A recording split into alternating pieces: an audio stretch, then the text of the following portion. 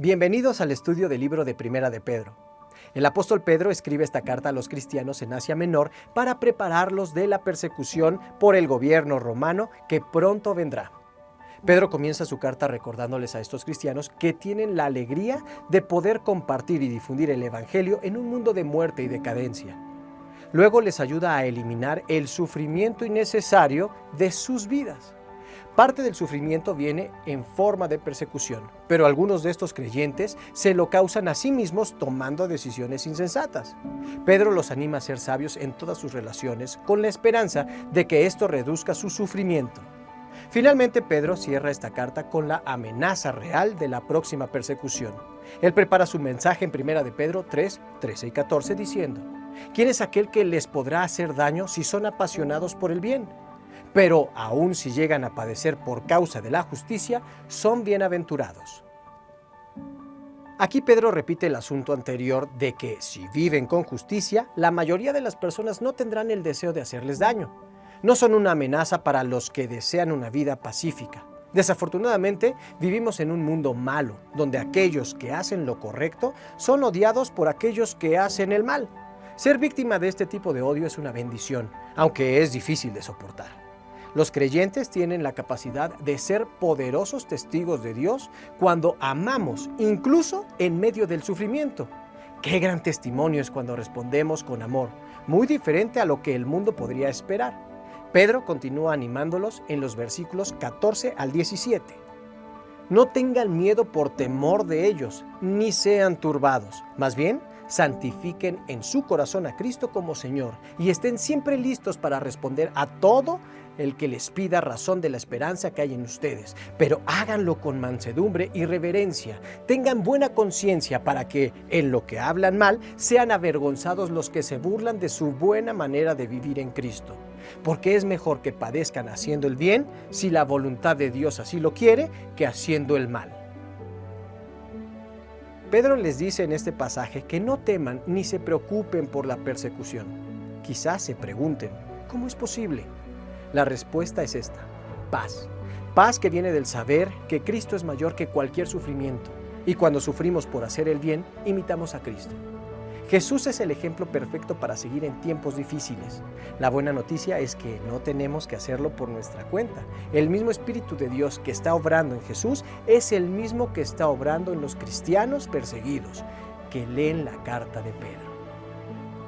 Primera de Pedro 3, del 18 al 22, es un pasaje interesante. Después de ver que Jesús soportó persecución para salvar a otros, Pedro celebra la victoria final de Cristo en la resurrección, mientras también menciona una historia muy conocida del Antiguo Testamento. En los versículos 18 al 20 leemos: porque Cristo, siendo a la verdad muerto en la carne, pero vivificado en el Espíritu, en el cual también fue y predicó a los espíritus encarcelados, que en otro tiempo fueron desobedientes, cuando en los días de Noé la paciencia de Dios esperaba mientras se construía el arca. En esta arca fueron salvadas a través del agua pocas personas, es decir, 8. Este pasaje muestra cómo Jesús soporta la persecución y el sufrimiento, incluso hasta la muerte. Sin embargo, todavía vive en el Espíritu. Luego Pedro se refiere a Noé y a la corrupción que lo rodeaba en los días antes del diluvio. Aunque no parece tener relación, esto atañe directamente a los destinatarios de esta carta, que también están rodeados de maldad. Aquí Noé es un símbolo de la iglesia perseguida, el arca es un símbolo de la salvación y el diluvio es un símbolo del bautismo. Cuando Noé es llevado a salvo a través de las aguas, es como si hubiera pasado por la muerte y hubiera sido resucitado a la vida y a la libertad. El ejemplo que Pedro utiliza es un poco confuso, pero su mensaje es en realidad bastante simple. Él les está diciendo que aquellos que soporten la persecución serán salvados e incluso serán resucitados a la vida después de morir. Así como Jesús sufre por hacer el bien, Noé sufre por predicar la justicia a un mundo corrupto. Por lo tanto, si vamos a ser perseguidos, que sea por hacer lo que es bueno. Ahora, probablemente te preguntes, ¿quiénes son estos espíritus encarcelados de los que habla Pedro y por qué Cristo les predica? Tal vez también te preguntes cuándo exactamente tuvo lugar esto. Si estudias este pasaje encontrarás muchas respuestas diferentes a estas preguntas. Pero si recordamos de qué trata este pasaje, podemos considerar que estos espíritus encarcelados son personas malas que ignoran la predicación de Noé y lo persiguen. Debido a que no escuchan, ahora están en prisión. Entonces, si este es el caso, Jesús les predica a través de su espíritu que obra en Noé antes del diluvio. Incluso si esta interpretación no es perfecta, el punto importante de Pedro es que es mejor sufrir por la justicia que sufrir por el mal. Estas personas corruptas y también Noé sufren en esta historia. Noé sufre todas las consecuencias de ser una luz en la oscuridad y de predicar sin éxito. Las demás personas, excepto la familia de Noé, sufren la muerte. Al final Noé vive mientras ellos mueren. Pedro ve el arca que los protege a él y su familia como la promesa de salvación, porque les ofrece vida, mientras que en otra situación no tendrían esperanza. Primera de Pedro 3, 20-21 dice: en esta arca fueron salvadas a través del agua pocas personas, es decir, 8. El bautismo que corresponde a esta figura ahora, mediante la resurrección de Jesucristo, los salva, no por quitar las impurezas de la carne, sino como apelación de una buena conciencia hacia Dios. El acto del bautismo también simboliza la salvación para nosotros, porque pasamos a través de las aguas de la muerte hacia una vida resucitada. Cuando sufrimos por causa de la justicia, al igual que Jesús y Noé, hay dos resultados. Nuestras vidas proclaman el Evangelio a los perdidos y nosotros mismos conocemos la verdad y somos libres en Cristo sin importar lo que nos suceda. A menudo vemos a la lucha y al sufrimiento como intrusos en nuestras vidas y no entendemos por qué nos suceden cosas malas. Seguramente hubo momentos en que Noé miraba a su alrededor y se preguntaba por qué todo esto le estaba sucediendo. Desafortunadamente, el sufrimiento es parte de la vida en un mundo caído. Lo que nos hace diferentes del mundo es nuestra esperanza en Cristo. Tenemos seguridad en que podemos enfrentar el sufrimiento confiadamente. Todo gracias al gozo del Señor y la fortaleza que tenemos en sus promesas. En lugar de derrumbarnos, tenemos el poder de fortalecernos. Las palabras de Pedro son desafiantes y deben hacernos reflexionar sobre nuestro sufrimiento. ¿Lo vemos como un intruso? ¿Algo que no merecemos porque somos seguidores de Cristo? Si continúas estudiando esta carta, descubrirás que debes esperar dificultades, persecución y pruebas en esta vida, y que enfrentarlas no significa que no tengas fe. También descubrirás que Dios te ha dado la gracia para responder a esos problemas de manera que lo glorifiques a Él, ganes a otros y te hagas más parecido a Jesús. Primera de Pedro 4, 1 y 2 dice: puesto que Cristo ha padecido en la carne, ármense también ustedes con la misma actitud, porque el que ha padecido en la carne ha roto con el pecado para vivir el tiempo que le queda en la carne, no en las pasiones de los hombres, sino en la voluntad de Dios. ¿Cuál es esa misma actitud? ¿Sufrir en la carne? Si bien es cierto que muchos creyentes a lo largo del tiempo han sufrido físicamente a causa de su fe, el asunto de Pedro es más sobre el por qué sufrimos de cualquier cosa. El propósito de Cristo es hacer la voluntad de Dios y por eso Él sufre. El propósito de la iglesia es hacer la voluntad de Dios y por eso sufriremos.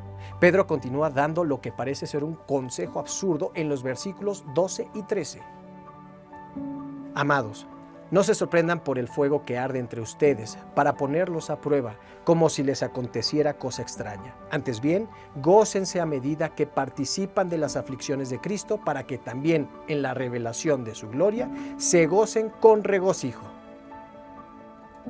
Esto no es teoría, Pedro mismo lo vive. En Hechos 5:41, después de que Pedro y otros más son azotados por predicar el nombre de Jesús, leemos: ellos partieron de la presencia del Sanedrín, regocijándose, porque habían sido considerados dignos de padecer afrenta por causa del nombre. Pedro no solo practica esto, sino que leemos sobre innumerables ejemplos de este tipo de respuesta al sufrimiento por parte de muchos líderes de la iglesia primitiva en Hechos y en las epístolas. Ahora, considera lo que Primera de Pedro 4:19 dice: los que sufren según la voluntad de Dios, que encomienden su vida al fiel Creador haciendo el bien. Algunos cristianos creen que Dios no quiere que su pueblo sufra. Sin embargo, Pedro estaría en desacuerdo de manera respetuosa pero firme con esta idea. Él sostiene que a veces es la voluntad de Dios que suframos, y si somos llamados a sufrir de acuerdo con la voluntad de Dios, entonces podemos seguir haciendo lo correcto y confiar en el Dios que nos hizo, nos ama y quiere lo mejor para nosotros. ¿Crees que Dios te fallará? Dios nunca te fallará. Él te ayudará a convertir el dolor en madurez espiritual a través del poder del Espíritu Santo. En 1 de Pedro 4:14, él escribe: cuando son injuriados en el nombre de Cristo, son bienaventurados, porque el glorioso Espíritu de Dios reposa sobre ustedes. En los siguientes 2 versículos les pide no confundir el sufrimiento insensato con la persecución santa. Dice en 1 de Pedro 4:15 y 16: ninguno de ustedes padezca como homicida o ladrón o malhechor o por entrometerse en asuntos ajenos. Pero si alguno padece como cristiano, no se avergüence, más bien glorifique a Dios en este nombre. Ahora, en 1 de Pedro 5, Pedro se enfoca en el ejemplo de Cristo como un justo que sufre y pastor y guardián de nuestras almas. La audiencia de Pedro está a punto de enfrentar grandes desafíos. Durante estas pruebas, el liderazgo de las iglesias será fundamental para ayudar a los que sufren. Es necesario que estén en sintonía con Cristo y con aquellos a su cargo. Es importante recordar que la iglesia local no es un negocio, es una comunidad y un centro de discipulado. Vemos en el Nuevo Testamento que las iglesias necesitan liderazgo y estructura. Sus líderes deben vivir vidas transparentes y transformadas. Por lo tanto, Pedro da una serie de instrucciones. En primer lugar, en el capítulo 5, versículo 2, se prepara diciendo: apacienten el rebaño de Dios que está a su cargo. Como pastores, siempre deben buscar la voluntad de Dios, no la suya propia. Deben evitar la codicia, no deben intimidar a nadie. No necesitan amenazar para liderar, ni publicitarse a sí mismos. En su lugar, un pastor debe ser humilde y liderar con el ejemplo. También deben ser conscientes de que como líderes de Cristo están siendo acechados tanto por el diablo como por aquellos que persiguen a la iglesia. Los están atacando constantemente. Al final de la carta encontramos un gran versículo, 1 de Pedro 5:10, que dice: y cuando hayan padecido por un poco de tiempo, el Dios de toda gracia, quien los ha llamado a su eterna gloria en Cristo Jesús, Él mismo los restaurará, los afirmará, los fortalecerá y los establecerá. Es lo que le sucede a Pedro y a todos los que sufren al hacer la voluntad de Dios. Decide hoy, como muchos que han venido antes que nosotros, a hacer lo que es correcto, incluso si sufres por ello. Permítele a Dios otorgarte de su gracia en medio de tu sufrimiento y descubrirás cómo Él trabaja en y a través de ti.